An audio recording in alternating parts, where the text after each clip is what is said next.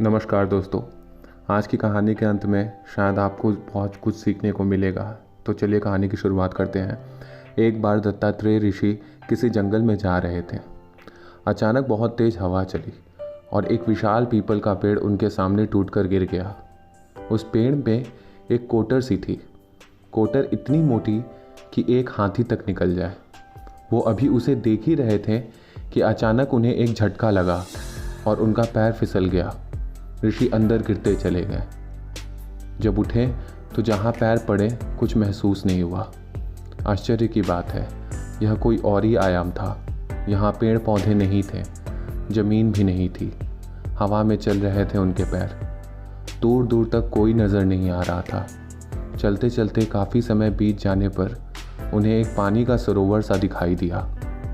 वहाँ एक यक्ष लेटा हुआ था, आराम कर रहा था। यक्ष देवताओं की ही जाति में आते हैं।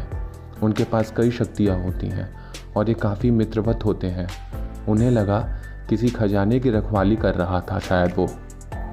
उन्होंने पानी पीने के लिए जरा सा सरोवर को छुआ तो पूरा सरोवर गायब हो गया और अचानक यक्ष उड़ता हुआ उनके सामने आ खड़ा हुआ।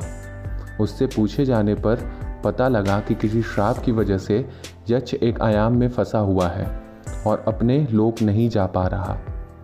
ऋषिवर जो अनेक तंत्र मंत्र के ज्ञाता थे, उन्होंने अंजलि में थोड़ा जल भरकर कुछ मंत्र फूका और अपने देवता को याद करके कुछ प्रार्थना की।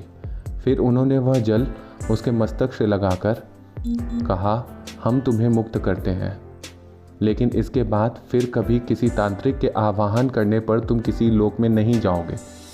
हम तुम्हें जब भी बुलाएंगे तुम्हें आना होगा। यक्ष ने स्वीकार किया और मुक्त हो जाने पर अपने लोक लौट गया। यक्ष के जाते ही वहाँ सब कुछ बदल सा गया और उन्हें किसी गुफा के अंदर होने का सा आभास होने लगा। वो जब बाहर निकले और भी कई गुफाएं और चट्टानें थीं। वो शायद उस कोटर से किसी तिलिस्म के द्वारा हिमालय की एक गुफा में पहुंच गए थे। हिमालय बहुत ही रहस्यमयी जगह है। कई आयामों के रास्ते खुलते हैं वहाँ से।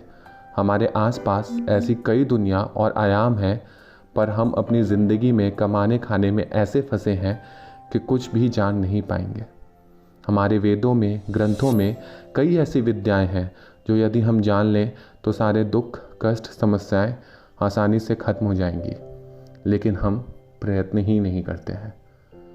तो आप अपने शास्त्रों के बारे में, अपने ऋषि मुनियों के बारे में थोड़ा सा जानें, थोड़ा सा आध्यात्मिक रवैया भी ज़िंदगी में अपनाएं।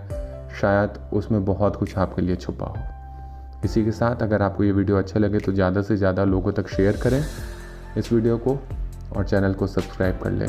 नेक्स्ट कहानी बहुत जल्दी लेके आऊँगा। धन्यवाद।